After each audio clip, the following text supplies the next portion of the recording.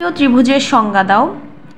গোলকীয় সমবাহু A B C এ দেখাও যে sec a সমান 1 প্লাস sec a, এটা দেখাইতে হবে। তো প্রথমে গোলকীয় ত্রিভুজের সংজ্ঞায় এই কথাগুলো লিখতে হবে। একই গোলকের মহাবৃত্তের ছেদ দ্বারা উৎপন্ন যে কোনো তিনটি চাপ দ্বারা বক্রতলীয় ক্ষেত্রকে গোলকীয় ত্রিভুজ বলে। এরপরে হচ্ছে আমাদের এটা দেখাইতে হবে ABC একটা গোলকীয় সমবাহু ত্রিভুজ, আর এখান থেকে এই অংশটা প্রমাণ করতে হবে।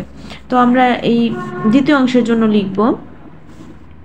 আচ্ছা, এখানে sec a আছে, sec a আছে, তার মানে এটা হচ্ছে আমাদের কোসাইনের যেই সূত্রটা সেটা ইউজ করতে হবে।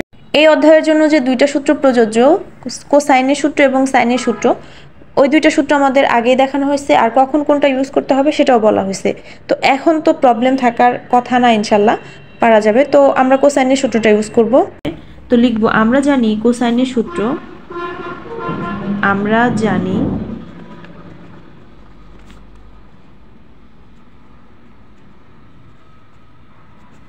কোসাইন সূত্রটা হচ্ছে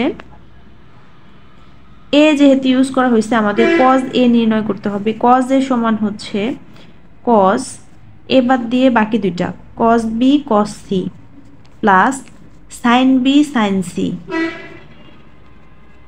ইন্টু হবে cos, এখানে ছোট হাতের এখানে হবে বড় হাতের।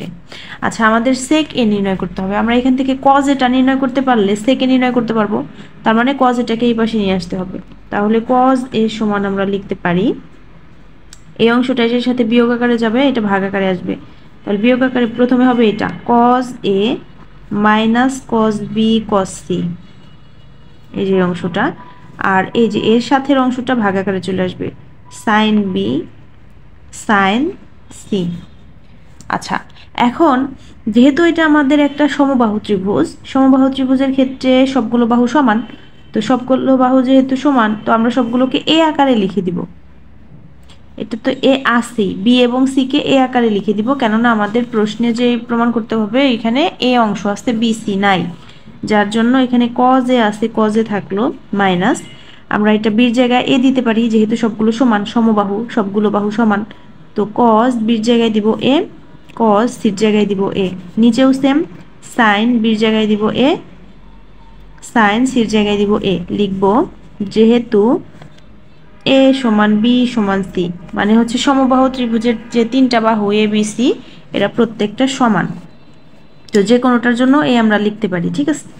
আচ্ছা, এখন এখান থেকে আমরা cos এটা কমন নিতে পারি, কমন নিলে এখানে থেকে 1 মাইনাস cos c। এর আগের অঙ্কটা আর এই অঙ্কটা একদম সেম না, একেবারেই কিন্তু সেম। আর এই নিচে থাকে এখানে দুইটা আমরা স্কোয়ার করে দিতে পারি, sin square a, sin square এর সূত্র আমরা জানি 1 মাইনাস cos স্কোয়ার এ, সেটা লিখব। তো উপরে থাকবে cos a into 1 minus cos c, আর নিচে 1 মাইনাস cos স্কোয়ার a। এটা লেখার ফলে কাছাকাছি মান আসছে, এখানে a স্কোয়ার মাইনাস b স্কোয়ারের সূত্রটা আমরা লিখতে পারি। তাহলে cos a ইন্টু এখানে আছে 1 মাইনাস cos c, সেটা থাকলো, আর এটাকে লিখতে পারি 1 plus cos c, sorry cos a, আর হচ্ছে 1 মাইনাস cos a। এটা সেম জিনিস, কাটা দেওয়া যায়। এখন আমরা কি করব, আমাদের এখানে আছে cos এর ভ্যালু, আমরা এটা পাইলাম, আমাদের লাগবে হচ্ছে sec।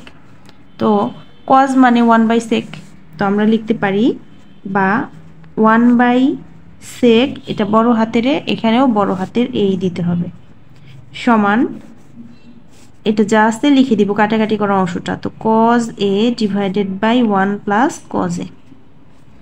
আমাদের লাগবে sec এর মান, এটা যদি আমরা উল্টিয়ে দেই তাহলে হবে এখানে sec a সমান, এই পাশের অংশটা উল্টে যাবে, নিচেরটা উপরে যাবে, উপরেরটা নিচে চলে আসবে, এখানে হবে cos a, উপরে হবে 1 প্লাস cos a।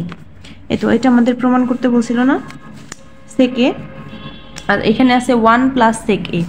তো 1 প্লাস থেকে বানানো যাবে কিভাবে, এই cos এটাকে যদি আমরা প্রত্যেকের জন্য আলাদা করে দিই, মানে 1 by cos a plus cos a divided by cos a, এই যে এটার ভাগ এটা প্লাস এটা ভাগ এটা দিলাম। এখন এটা কাটা যায়, থাকে এখানে 1 বাই cos a মানে হচ্ছে sec a, তো লিখতে পারি আমরা sec a প্লাস এখানে হয় 1। একটু যদি এটা আগে এটা পরে লিখি, আমরা লিখতে পারি 1 প্লাস sec a, আমাদের 1 প্লাস sec a কিন্তু দেখাইতে বলছিল, তো হয়ে গেল, লিখে দিব শুড।